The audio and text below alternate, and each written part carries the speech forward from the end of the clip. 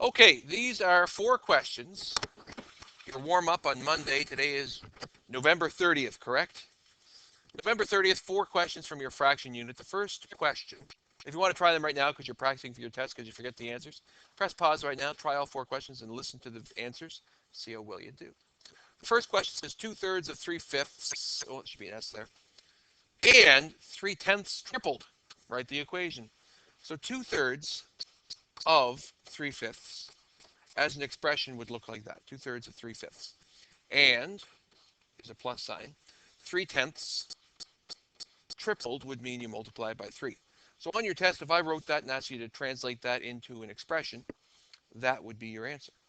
Now, to figure out the answer, you could also have 3/10 tripled as in this.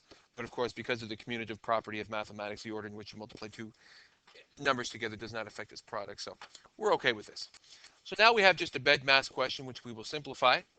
Cross reduce would be lovely since we're multiplying to get 2/5 plus multiply here, we get 9/10. Once you simplify it down to that, common denominator because you're adding, so 4/10 plus 9/10 will equal 13/10, which is an improper fraction, but as a mixed fraction, your final answer for that would be 1 and 3/10. Your second question just gives you a diagram and asks you to figure out the equation. So if we think about what was the original picture that I had here, if I take these away for a second, I say, what is this picture right here? Well, the answer would be 1/6. If I put these back into it with my check marks, hold on, what happened there? Yeah, that's better. Then I actually started off with 1/6, and I ended up saying, well, I have 3/4 of 1/6. And of course, of is multiplication. And 3/4 of 1/6 would be end up being 3/24, which is equal to 1/8.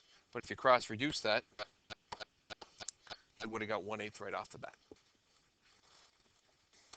Okay, now we get to a tricky question. It says Bill has 2 1/3 pizzas. He sells slices that are 2/5 of a pizza in size for $2.75. How much money can he make?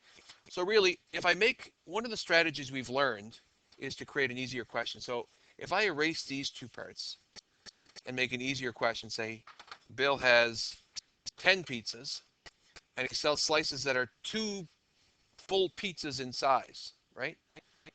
How many slices could he sell? He would be able to sell 5. If he had 10 pizzas and each of his servings was 2 pizzas in size, he would be able to make 5 servings. So therefore, this number divided by this number tells us how many pizzas he can make. So if I take that strategy and apply it to the numbers I actually was given, then the number of pizzas he has divided into the size of the pieces will tell us how many slices he can make. So here I'm going to take 7/3 multiplied by the reciprocal, and I work that out to be 35/6, which is 5 and 5/6. He could almost make one more serving, but he could only make 5 servings of 2/5 of a pizza. Okay.